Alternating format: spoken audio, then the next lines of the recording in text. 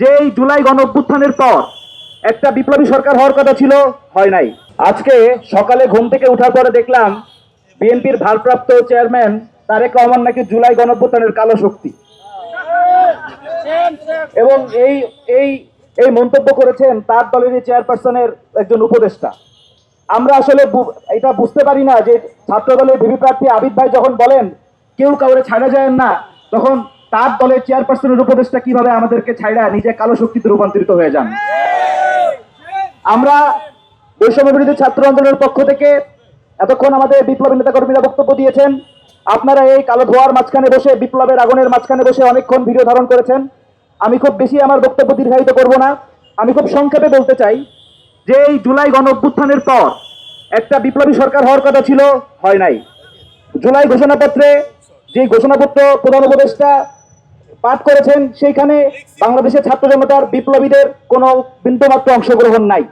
আমরা সবকিছু বুকে পাথর চাপা দিয়ে মেনে নিচ্ছিলাম, কিন্তু যখন অভ্যুত্থানের পক্ষ শক্তিরাই আর এক পক্ষকে শুধুমাত্র রাজনৈতিক কারণে হেয় করছে, তখন আমরা আর মাঠে না নেমে ঘরে বসে থাকতে পারি না। আপনারা দেখেছেন যে জুলাই গণ অভ্যুত্থানের প্ল্যাটফর্ম বৈষম্য বিরোধী ছাত্র আন্দোলন, সভা, সেমিনার, বিভিন্ন ধরনের সিম্পোজিয়াম করছিল। আজকে তার এই বক্তব্যের কারণে আমাদেরকে আবার মাঠে নেমে আসতে হয়েছে। আমরা যেহেতু মাঠে নেমে এসেছি, আমরা খুব স্পষ্টভাবে বলছি যে মৌলিক সংস্কার এবং শহীদদের বিচার এইগুলো ছাড়া কোনোভাবে কিন্তু বাংলাদেশে নির্বাচন হবে না। আর আপনারা এই মুহূর্তে দেখছেন যে জুলাই জাতীয় সনদ নিয়ে কথা হয়েছে। আমরা গতকালকেও জুলাই সনদ নিয়ে একটি সেমিনার করেছি, সেখানে বিভিন্ন দলের রাজনৈতিক কর্মীরা এসেছিলেন।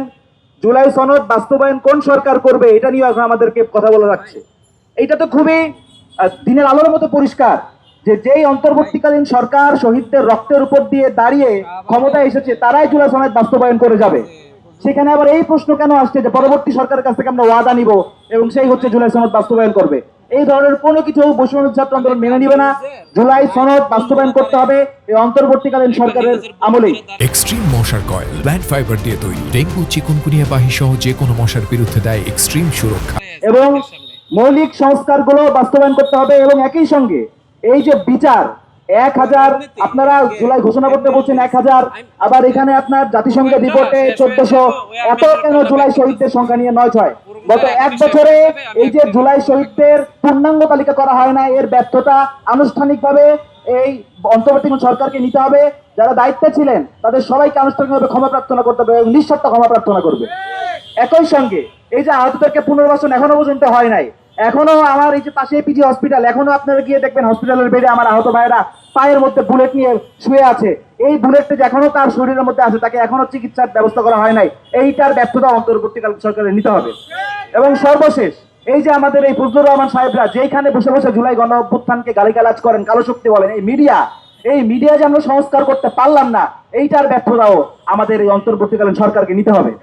এবং সর্বশেষ আমি স্পষ্ট করে বলতে চাই, এই বক্তব্য আমার একার নয়। বৈষম্য বিরোধী ছাত্র আন্দোলনের সংগ্রামী সভাপতি, তিনি অসুস্থতার কারণে আসতে পারেনি, তিনি আমার এই বক্তব্যের সঙ্গে সংহতি জানিয়েছেন। সেটা হচ্ছে কোন রকম যদি কিন্তু ছাড়া ফজলুর রহমান সাহেবকে, এই ফজলু পাগলাকে বৈষম্য বিএনপি থেকে, আমি আরেকবার বলছি, কোন রকম যদি কিন্তু ছাড়া নিঃশর্ত ক্ষমা চেয়ে বিএনপি থেকে ফজলুর রহমান সাহেবকে বহিষ্কার করতে হবে এবং আজীবনের জন্য বহিষ্কার করতে হবে। একইভাবে তিনি এবং তার মতো যারা মিডিয়াতে টক শোতে বসে, এসি রুমে বসে গণহত্যার বৈধতা দান করছেন, তাদেরকে টক শোতে ব্যান করতে হবে। গণহত্যার পরে যেই গণ অভ্যুত্থানের সরকার, সেই সরকারের উপদেষ্টাদের যখন ওইটুক শক্তি নাই, বলতে পারে না, ওইটা আমরাই বলছি এবং আমরা বলতে বাধ্য হচ্ছি।